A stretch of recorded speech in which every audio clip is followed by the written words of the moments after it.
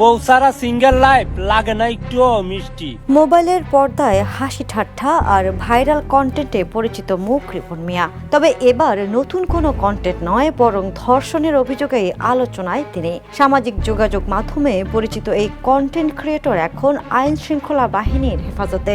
বন্ধু তুমি একা হলে আমায় দিও ডাক, তোমার সাথে গল্প করব আমি সারা রাত। 14 বছর বয়সী এক স্কুল ছাত্রীকে ধর্ষণের অভিযোগে দায়ের করা মামলায় বৃহস্পতিবার রাতে ময়মনসিংহের গৌরীপুর উপজেলা থেকে রিপন মিয়াকে গ্রেপ্তার করে র্যাব 14-এর একটি বিশেষ দল।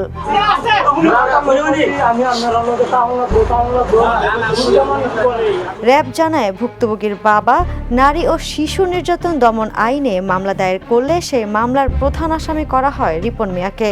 মামলা হওয়ার পর থেকেই তিনি আত্মগোপনে ছিলেন। পরে গোপন সংবাদের ভিত্তিতে অভিযান চালিয়ে তাকে গ্রেপ্তার করা হয়। আই লাভ ইউ, এটাই বাস্তব। এদিকে তদন্তে উঠে এসেছে আরও একটি আলোচিত ঘটনা। অভিযোগের পর নেত্রকোনা সদর উপজেলার একটি বাজারে বিএনপির দলীয় কার্যালয়ে একটি সালিশ বৈঠক বসে। পুলিশের ভাষ্য অনুযায়ী সেখানে রিপন মিয়াকে 5 লাখ টাকা জরিমানা এবং এলাকা ছেড়ে যাওয়ার সিদ্ধান্ত দেওয়া হয় বলে অভিযোগ রয়েছে। টল করতে পারবা না, এটাই বাস্তব। সেই সালিশের ভিডিওটি ভাইরাল হওয়ার পর বিষয়টি আইন শৃঙ্খলা বাহিনীর নজরে আসে এবং তদন্তের গতি পায়।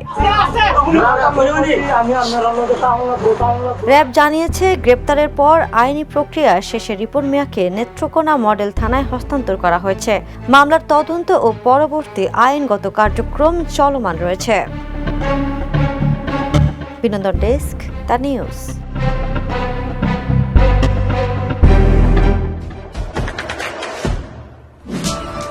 দেশে দেশে সবার সাথে দ্য নিউজ।